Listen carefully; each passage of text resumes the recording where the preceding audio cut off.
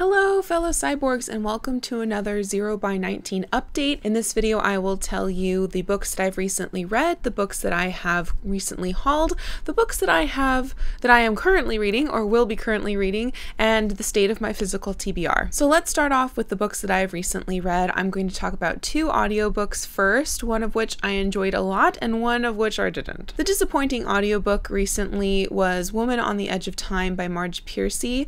I picked this up to buddy read with Acacia Ives, and it just didn't really work for me. Connie is our main character, and half of the narrative takes place with her in a mental institution where she has been put forcibly, and the other half of the narrative is kind of sci-fi. It takes place in a utopia in the relatively recent future. I think it's 2137 or something like that. It's exploring this utopia that looks a lot different from the sort of life that Connie is living in the 1970s. But I mostly found Connie to be a pretty annoying character. She was super judgy about all of the things in the utopia, which was really confusing for me as a reader. The introduction by Marge Piercy says that she wrote this to explore this utopia, which I'm assuming she actually thinks of as a utopia, but with her main character constantly questioning all of the new social changes in it, it really just makes me think like, wait, is this a dystopia? Are we supposed to think this isn't good? Or are we supposed to think this is good? I was confused, and mostly Connie was annoying. I was not enjoying this listening experience at all, so I ended up DNFing this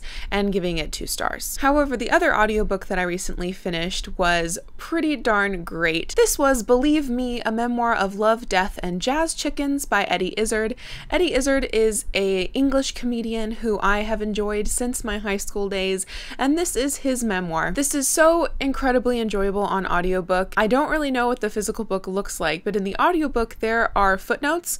I would say that at least a quarter of the book is actually footnotes, and in the audiobook version you even get bonus tangential footnotes that Eddie just needed to share with his audience as he was recording the audiobook. This talks about his early life, his relationships, his development in the comedy scene, and his development as a human being as well as a transgendered person. He is an absolute delight. I think he's the correct pronoun. Anyway, Eddie Izzard is an absolute delight. I really enjoyed listening to this. It was like listening to a 14-hour-long stand-up comedy routine from him. This is really funny, but also really sad and moving at times as well. I highly enjoyed it, and I gave it 4 out of 5 stars. Let's talk about the rest of the books that I read in physical form in ascending order of preference. I ended up DNFing 10,000 Lightyears from Home by James Tiptree Jr. I got like 140 pages into this pretty chunky short story collection, and I gave this 2 stars. I didn't really enjoy these short stories all that much. There was a lot of alien sex in here,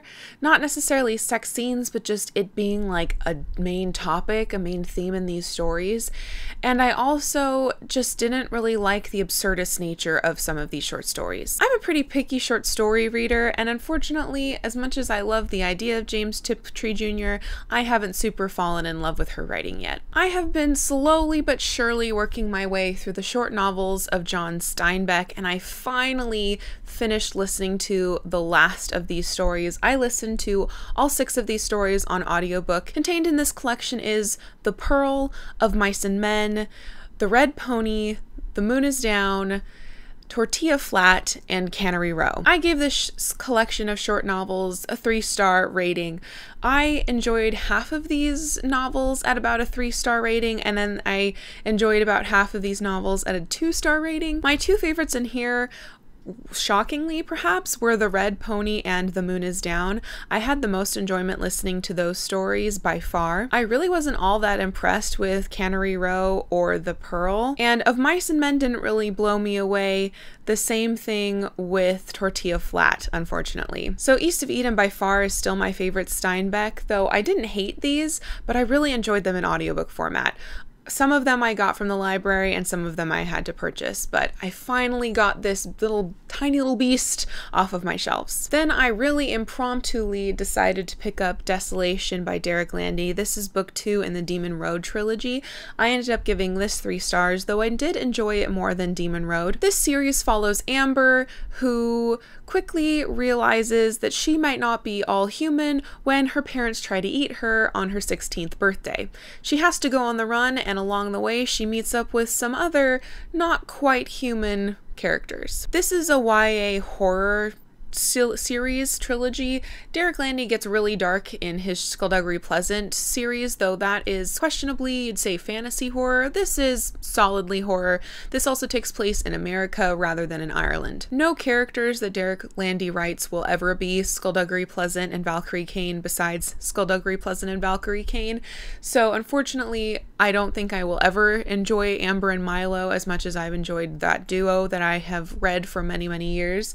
But I really liked this plot in this book a little bit more than in Demon Road, but not enough to bump it up to a full 4-star. I plan on finishing this trilogy eventually, but for the time being, I'm happy to have finished Desolation, another smallish chunker off of my shelves. This is Dragon's Honor, a Star Trek The Next Generation novel by Kij Johnson and Greg Cox. This was one of my most recent acquisitions, and I did end up reading this. I gave this 3 out of 5 stars. It is what it says on the wrapper. It is a Star Trek novel. It reads very much like you're watching an extended episode of Star Trek. I really enjoyed being in the minds of the characters that I know so well from the series, and I enjoyed this a lot. It was entertaining, and this makes me really excited that I have a bunch more Next Generation novels to read once I eventually finish the final season 7, which I'm kind of putting off, that my adventures with this crew won't necessarily end as the TV show did. So 3 out of 5 stars, enjoyable, not life-changing, but a lot of fun. I also finished Dracula by Bram Stoker. I ended up giving this 3 out of 5 stars again. I found this novel for me was best consumed in huge gulps of reading rather than just one, couple pages at a time. It was a pretty fast-paced story, but if you read it like daily over the course of 2 weeks, I think it could feel really sloggy, but I found that it was fast-paced when I sat down like over 2 weekends and just chewed it up. This is a Victorian epistolary novel, so it is made up of journal entries and newspaper clippings, a bunch of journal entries by different people, which is something that I really enjoy as a form. Of course, most epistolary novels fail at really feeling like diaries because people who are making these journal entries in epistolary novels that I've read seem to have like an eidetic memory where they can write down full verbatim conversations they have with other people. This was the case in Dracula as well. It's just one of those things that happens in epistolary novels, that in a lot of them, unfortunately. So I can't really fault Dracula too much for kind of failing at that. Overall, though, this was really entertaining, a little bit horrific actually, and I was really, really pleased to finally get some of the primo classic vampire lore under my literary belt. This is definitely full of, the stereotypical gender roles, and there's only one kind of masculinity that is awesome, and it just turns out that all 5 of the dudes in here are that perfect kind of masculinity, even the old guy. So, there's misogyny, there's gender norms that I don't particularly like, but overall this was far less insulting than I expected it to be, and a lot more fast-paced of a book than I expected as well. So I think I enjoyed this at kind of like a 4-star level, but because of the gender stuff, I bumped it down to a 3. Still enjoyable, and I'm glad that I read it. The most enjoyable book that I recently finished, coming in at 4 out of 5 stars, is Machine Learning by Hugh Howey. This is a science fiction and a little bit of fantasy short story collection by the author who wrote the very, very famous Wool. I really enjoyed all of these short stories, and there were about 5 that were super impactful for me. This, in contrast to The Wind's 12 Quarters by Ursula K. Le Guin, is also a kind of author-curated collection, but in the Le Guin collection, the little note that she had, or the comment that she had about the story, came before, which I didn't really like. I felt that her presence was just too present.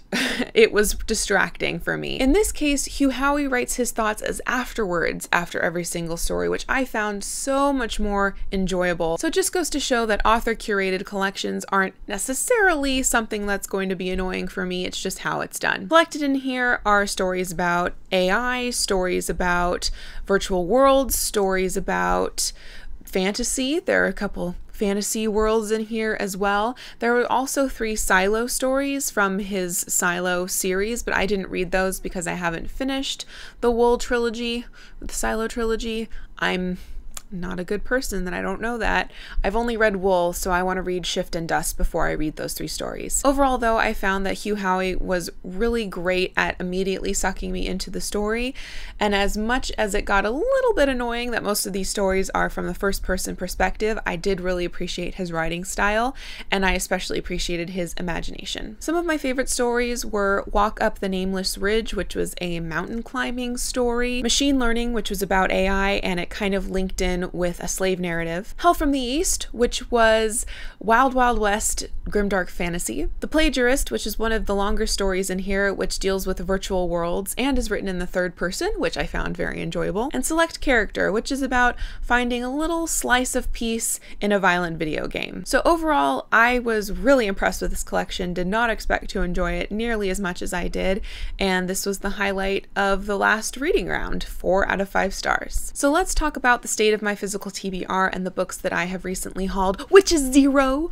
I haven't hauled anything since my last video, which is good because I think my last video was like 20 days ago, and one would hope that I could, you know, control myself. Also, my birthday is coming up at the beginning of July, so knowing that that is coming up, I have been especially good about not acquiring new things. So at the moment, my physical TBR is at 74 books, a number I'm really pleased about, and I'm hoping to knock a few more books down in there so I can get to the really low 70s before people probably gift me things for my birthday. Before I leave you, let's talk about the books that I am currently reading. I am buddy reading Lilith's Brood by Octavia Butler with Acacia Ives. This is the full Xenogenesis trilogy, beginning with Dawn, then Adulthood Rights, then Imago, I still don't know. I am loving this at this point.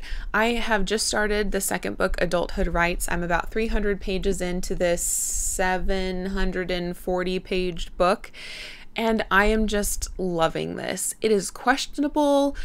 Is consent a thing? There's alien sex and the ending of the human race, and it's definitely such a gray area sort of book, but I'm having so much fun reading this that I think this might be the second 5-star of the year. We will just have to see, but I am super enjoying this so far and so glad to be buddy reading it with a pal I can chat with. I am also currently listening to Thrawn, a Star Wars novel by Timothy Zahn. My break into the Star Wars novel subgenre was through the Thrawn trilogy by Timothy Zahn. So when he came out with another Thrawn book, even though I think this is with the new Star Wars world timeline, but it's kind of a prequel, so is it going to matter? I'm not sure. My mom and I picked this up. She's read this already, so now it's my turn. I found the audiobook on my library's Overdrive system, so I've been listening to that to and from work and enjoying it quite a bit. So hopefully I can get this little chunker off of my shelves too before too many new books arrive. So that's it. Those are the books that I have recently read, not acquired, and I'm currently reading.